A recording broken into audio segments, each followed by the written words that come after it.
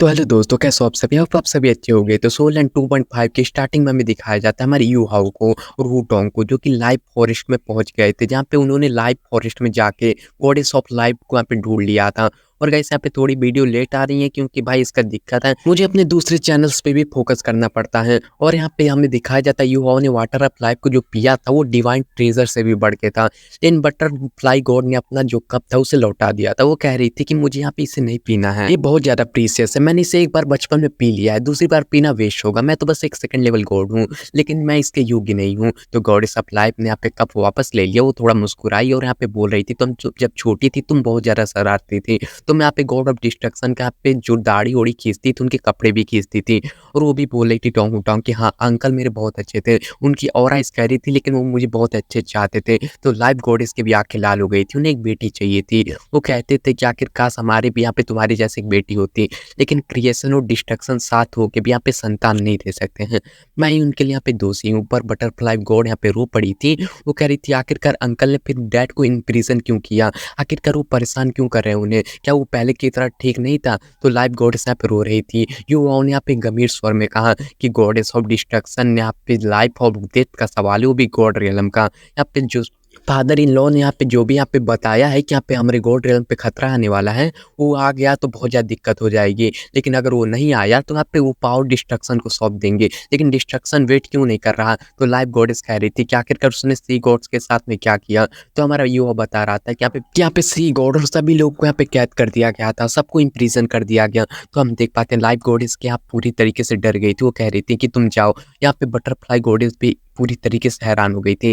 पर life goddess बोलती है ठंडी आवाज में कि मैं तुम्हारी मदद नहीं कर सकती हूँ, गॉड ऑफ डिस्ट्रक्शन मेरा हस्बैंड है, मैं उसके यहाँ पे खिलाफ नहीं जा सकती और मैं सी गॉड के भी खिलाफ नहीं जा सकती। जब तक सब सेटल नहीं हो जाता मैं फॉरेस्ट ऑफ लाइफ नहीं छोड़ सकती, न मैं उसकी हेल्प करूंगी न तुम्हारी हेल्प करूंगी। यो समझ गया था ये न्यूट्रलिटी नहीं बल्कि स्केप करना था। बटरफ्लाई गॉड रो रही थी और वो बोल रही थी कि आंट। तो हमारा मेन कैप्टन उसका हाथ थामा और बोला कि आखिरकार यहाँ पे गॉडेस की भी मजबूरी है, एक तरह लव और दूसरी तरफ रूल, और यहाँ पे आसान फैसला नहीं है। गॉडेस ऑफ लाइफ ने बहुत ज़्यादा आश्चर्य से देखा युवाओं की तरफ और बोला तुम समझ रहे हो? और उसने कहा कि डिस्ट्रक्शन बुरा नहीं है, वो बस पावर और डेवलपमेंट चाहता है, वो सी गॉड को सच में हार्म नहीं करेगा।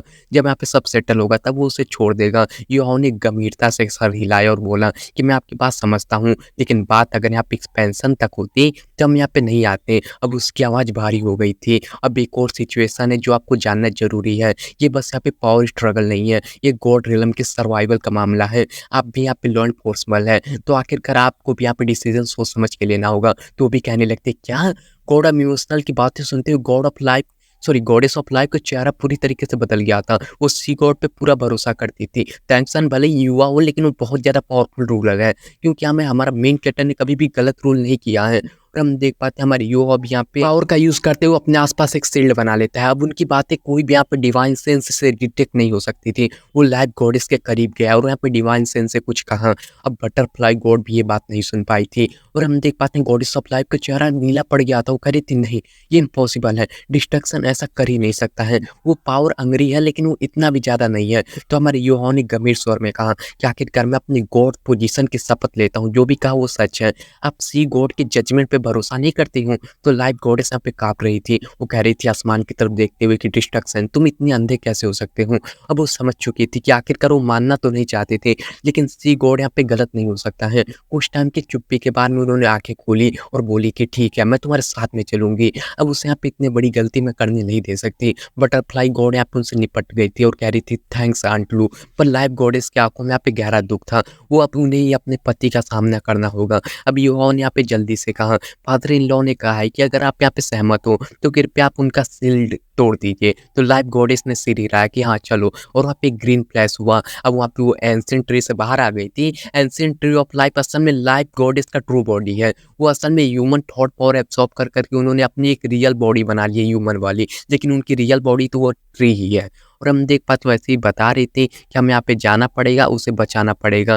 पर हम देख पाते अचानक से लाइफ गॉडेस रुक गई थी। उन्होंने अपनी एंशिएंट ट्री की तरफ देखा और आंखें बंद किया और मंत्र को कुछ बोला, और ग्रीन लाइट यहाँ पे पूरी तरीके से फैल गई थी। पूरा ट्री यहाँ पे जगमगा उठा था, हर एक लीफ चमक रही थी, पूरा स्पेस यहाँ पे डार्क ग्रीन वर्ल्ड बन गया। यू हाउ समझ नहीं पाया। और हम देख पाते हैं बटरफ्लाई गॉड ने वॉइस ट्रांजैक्शन से कहा कि ये लाइव गॉड इसकी स्पेशल पावर है। वो गुड और लक यहाँ पे पूछ रही हैं आगे क्या होने वाला है। तो यूहाओ कह रहा था क्या भविष्य जाना जा सकता है? तो वुडोंग बोली कि लाइव गॉडेस यहाँ पे लाइव रेवोल्यूशन को कंट्रोल करती हैं, उन्हें लाइफ चेंज करने का पूरा सेंस है। इतिहास में बस ऐसा एक बार हुआ था जब ड्रैगन गॉड रिबेलियन हुआ था, उस बार रिजल्ट था बहुत बड़ा यहाँ पे बिग फाइट। तो वहाँ पे सच में वहाँ पे गॉड रेल में तबाही हुई थी। तो वहाँ पे एम्परर वर्ल्ड में पूरी तरीके से टाइनी वर्ल्ड ग्रो हो गया था और यहाँ पे पूरी तरीके से ब्रांचेस में भी ग्रो हो गया था और पूरी तरीके से यहाँ पे पूरा एमरल्ड ग्रीन रेड में बदल गया था और लाइफ होरा के बीच में वायलेंट यहाँ पे चीजें फैल गई थी और वहाँ पे एंशिएंट ट्री ऑफ लाइफ यहाँ पे ब्लड ब्लड ट्री जाइंट जैसा लग रहा था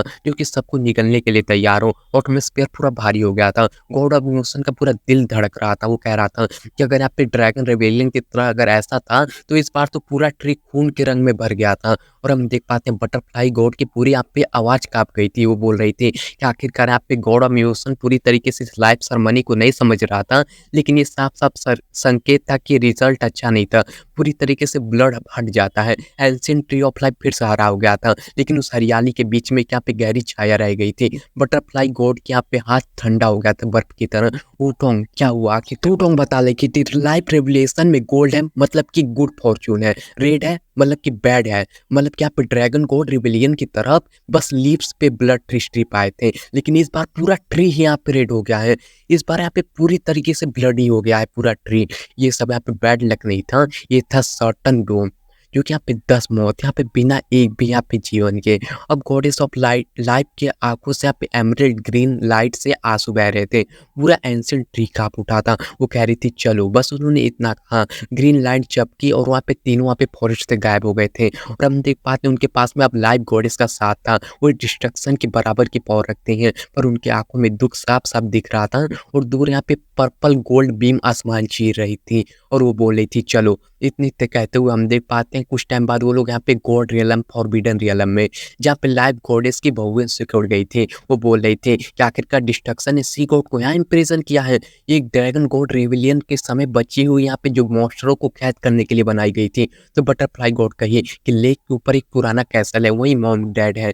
तो लाइव गॉडेस की आंखें दर्द से भर गई थी। डिस्ट्रक्शन, आखिरकार तुम आग से खेल रहे हो। युवाओं ने बोला कि आखिरकार जब हम यहाँ पे आए थे तब डिवाइन बीस्ट बहुत ज़्यादा यहाँ पे वायलेंट थे, जैसे कि डिस्ट्रक्शन से ऑरा से प्रभावित हो। और मेरे यहाँ पे ठंडा ड्रैगन भी देखा जो कि एक्सटिंक्ट होना चाहिए था। ठंडा ड्रैगन, आखिरकार लाइव गॉडेस का चेहरा और भी ज़्यादा पीला पड़ गया। पहले सी गॉड को देखते हैं और तभी वहाँ पे रोर होता है। दूर से यहाँ पे बहुत तगड़ी यहाँ पे रोर यहाँ पे सुनाई दिया था और आसमान का आधा हिस्सा लाल लाल आग से भर गया था। यूहो भी बोला कितना पावरफुल फायर एलिमेंट, वो भी फॉरबिडन लैंड के अंदर। तो लाइव गॉडेस की आंखें सख्त हो गई थी। वो बोले थी चलो अभी।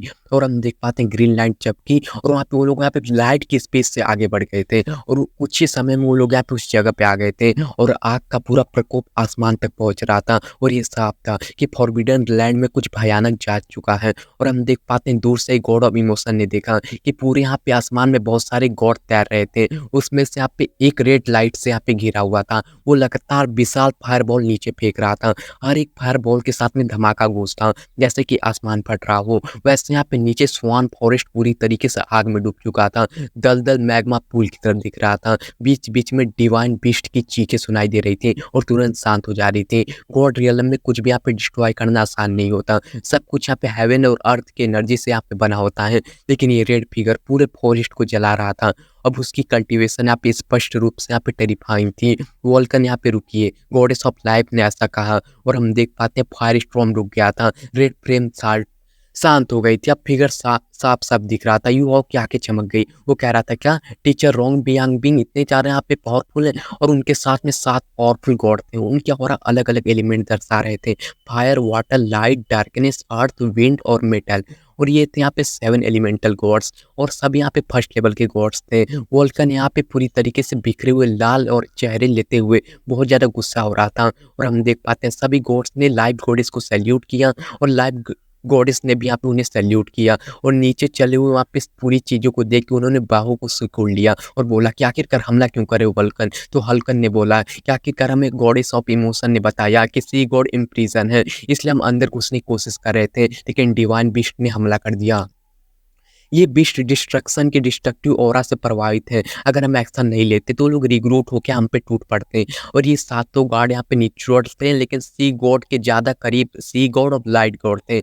और सी गॉड पुराने दोस्त भी थे। अब हमें दिखाया जाता है कौन-कौन है। डार्कनेस गॉड और उनकी पत्नी, और फायर गॉड और उनके यहाँ पे जो पति भी था, और यहाँ पे रोंग यांगबिंग भी था, और उन्हें कन्विंस किया और रेस्क्यू के लिए यहाँ पे बातें मानी। लेकिन फॉरबिडन लैंड में बातें अलग थी। स्वान फॉरेस्ट बीस्ट से भरा हुआ था। डिस्ट्रक्शन की इन्फ्लुएंस से उनकी कॉम्बैट पावर और भी ज़्यादा बढ़ गई थी। कई बार यहाँ पे अटैक झेलने के बाद वोल्कन के यहाँ पे पेशेंस खत्म हो गया। उसने बहुत ज़्यादा पावरफुल अटैक करना स्टार्ट कर दिया। अब लाइव गॉडेस यहाँ पे गॉडेस ऑफ इमोशन और बटरफ्लाई गॉड उसी दृश्य के सामने खड़े थे। गॉडेस ऑफ लाइफ ने यहाँ पे नीचे जलते हुए फॉरबिडन लैंड को देखा और बोली, आखिरकार बीस्ट को मारने की जरूरत नहीं है। ये भी बीस्ट भी निर्दोष है। साले उसे यहाँ पे सफरिंग झेल रहे हैं, मुझे करने दीजिए। इतना कहते तो हम देख पाते हैं नीचे की तरफ उड़ गई थी। रोंग यांगबिंग ने भी यूहाओ की तरफ देखा और आंखों में सवाल था। यूहाओ ने धीरे से कहा, फादर इन लॉ ने यहाँ पे मुझे इन्हें बुलाने के लिए कहा था। गॉडेस ऑफ लाइफ यहाँ पे राइटियस गॉड्स की लीडर है, वो सही में अच्छी निर्णय लेंगी। और उन्होंने 7 एलिमेंटल गॉड को सम्मान से प्रणाम किया था। और हम देख पाते हैं सबको यहाँ पे वो बहुत ज़्यादा अच्छे से झुक के रिस्पेक्ट दे रहा था। वो भी फर्स्ट लेवल गॉड था, लेकिन ये सातों यहाँ पे एंशिएंट गॉड थे, और गॉड रियलम में इनकी पोजीशन बहुत ज़्यादा ऊंची थी। सभी ने यहाँ पे विनम्रता से यहाँ पे जवाब दिया। इमोशन गॉड बहुत ज़्यादा यहाँ पे अच्छा है। वोल्कन यहाँ पे जोर से था और बोला कि आखिरकार सच में यांग अपने डिसाइपल की बहुत तारीफ करता है। आज समझ आया ऐसा क्यों। वो सच में बहुत बड़ा यहाँ पे मास्टरमाइंड है। और उसने बटरफ्लाई गॉड को देखा और बोला, आखिरकार छोटी बच्ची तुम पहले ज़्यादा सुंदर हो गई हो। तो बटरफ्लाई गॉड ने नाराज होते हुए बोला कि अंकल हुआ फिर से मजाक। तो वोल्कन हंसते हुए बोला, क्या मजाक, तुमने बचपन में मेरी आधी दाढ़ी उखाड़ दी थी। सब हंसने लगे थे। बटरफ्लाई गॉड यहाँ पे शर्मा गई थी। युवाओं भी मुस्कुराया और बोला, मैंने तय कर लिया कि मैं कभी दाढ़ी नहीं रखूंगा। इस पे सब गॉड यहाँ पे हंसने लगे थे, पर उनकी नजरें अभी फॉरबिडन लैंड से हटी ही नहीं थी। तभी हम देख पाते वहाँ पे ग्रीन हेलो फैल रहा था। मैग्मा फुल शांत हो गया था। जलती धरती यहाँ पे ठंडी पड़ गई। जहाँ आग थी वहाँ पे दोबारा से बड़े पेड़ आ गए थे, और लाइफ हर जगह फैल गई थी। और शुरू में डिवाइन बीस्ट की एंग्री दहाड़े आई, लेकिन सब शांत हो गया। और रोंग यांगबिंग ने महसूस किया कि यहाँ पे सब चीज़ यहाँ पे ख़त्म हो गई है। जो भी यहाँ पे डेंजरस चीज़ें थी सब खत्म हो गई है। सच में लाइफ गॉड से एक्स्ट्रॉर्डिनरी है। तो यहाँ पे वॉल्कन ने भी बोला कि डिस्ट्रक्शन की पत्नी है, उनकी डिस्ट्रक्टिव ऑरा को प्रभावित करने से बचाना इन्हीं की पावर है। और हम देख पाते हैं सी गॉड के आने के बाद यहाँ पे वाटर सिस्टम गॉड की पूरी तरीके से चीज़ें बदल गई थी। फायर गॉड और वाटर गॉड हमेशा लड़ते रहते थे, लेकिन रिलेशनशिप बहुत स्ट्रॉन्ग है। और साथ ही साथ यहाँ पे रोंग बियांगमिंग जो है वो भी यहाँ पे फायर मैजिक शेफ से नाम के जाना जाता है। और 7 एलिमेंट गॉड हमेशा उसके साथ में भोजन करने जाते हैं। यही रीजन था कि तांगसानी ने इंसिस्ट किया था कि रोंग बियांगमिंग यहाँ पे गॉड रियल में रहे, क्योंकि आने वाला संकट यहाँ पे शक्ति से नहीं बल्कि बैलेंस और यूनिटी से टलेगा। और इसी के साथ एपिसोड खत्म हो जाता है। Thanks for watching, bye bye, मिलते हैं अगले एपिसोड में, तब तक के लिए टेक केयर।